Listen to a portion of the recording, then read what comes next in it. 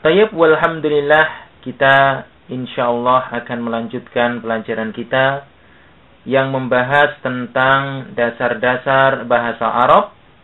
Dan pada pertemuan kali ini kita akan membahas kelompok marfu'atul asma. Tayyib, sebelumnya kita telah membahas beberapa kelompok dari marfu'atul asma. Perlu kami ingatkan, kita telah membahas tentang fa'il, kemudian naibul fa'il, selanjutnya membahas mubtada dan khabar.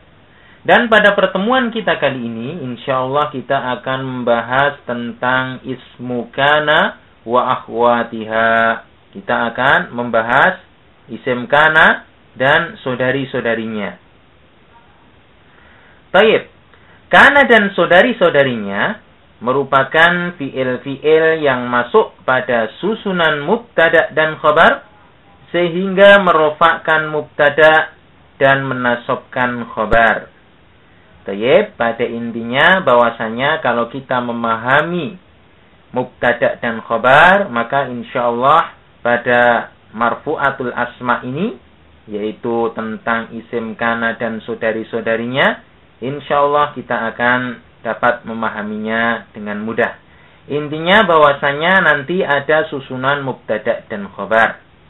Nah, selanjutnya dia dimasuki oleh kana dan saudari-saudarinya yang merupakan fiil-fiil. Kemudian mubtada dan khabar tadi dia berubah karena adanya kana dan saudari-saudarinya. Baik. Nah, mubtada yang telah dirofakkan oleh kana dan saudari-saudarinya dikenal dengan isim kana. Oleh karena itulah maka isim kana dia masuk dalam kategori marfu'atul asma karena dia telah dirofakkan oleh kana dan saudari-saudarinya.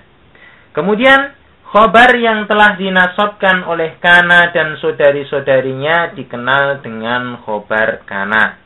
Jadi khobarnya sudah berubah menjadi khobar kana yang dia itu nanti mansub. Mansub dan tidak lagi dia marfu, karena asalnya khobar dia marfu. Akan tetapi tatkala dia sudah kemasukan kana dan saudari-saudarinya, maka khobar kana di sini dia menjadi mansub. Baik, contohnya supaya kita dapat memahami materi ini. Kita perhatikan contohnya, misalnya Allahu alimun. Kita perhatikan susunan kalimat ini, yaitu Allahu alimun. Allah Maha mengetahui. Kita perhatikan di sana ada isim marfu yang terletak di awal kalimat, yaitu lafdzul jalalah Allah. Kemudian ada isim marfu yang kedua, yaitu alimun. Maka kita tahu bahwasanya susunan ini merupakan susunan mubtada dan khabar. Lafdzul jalalah Allah sebagai mubtada, kemudian alimun dia sebagai khobar.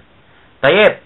Kemudian tadi dikatakan dia dapat dimasuki oleh kana dan saudari-saudarinya sehingga nanti berubah i'rabnya. Kita perhatikan tatkala dia kemasukan kana. Kana tadi dia merofakkan mubtada dan menasabkan khobar. Sehingga susunan mubtada dan khobar tadi berubah menjadi kanallahu aliman. Kita perhatikan. Lafdzul jalalah Allah dia rofa. Dia tatkala kemasukan kana, dia berubah namanya menjadi isim kana. Dia tidak lagi kita katakan sebagai mubtada, namun kita katakan dia sebagai isim kana, yaitu asalnya mubtada yang dia kemasukan kana. Taib, kemudian aliman. Nah, di sini dia mengalami perubahan i'rab. Yang awalnya dia rofa berubah menjadi nasab. Manakala apa? Manakala kemasukan kana.